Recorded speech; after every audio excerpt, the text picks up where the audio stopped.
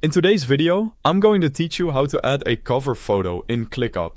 To get started, open the ClickUp task where you want the cover photo to appear. This is important because cover photos are added at the individual task level, so you'll want to make sure you're inside the exact task you want to customize before making any changes. Once the task is open, move your cursor just above the task name. In ClickUp, some options only appear when you hover in the right area, so if you don't see anything right away, slowly move your mouse around the space above the title until the option becomes visible.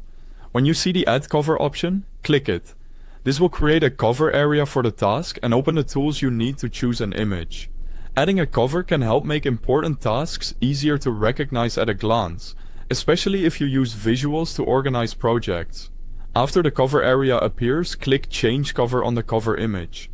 This lets you choose exactly where your image will come from. You'll see several source options here, including Gallery, Upload, Link, and Search. The best choice depends on where your image is coming from.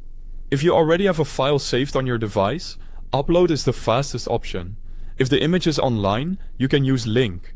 If you want something quick and built-in, Gallery or Search may be more convenient. Next, add the photo using the source you selected.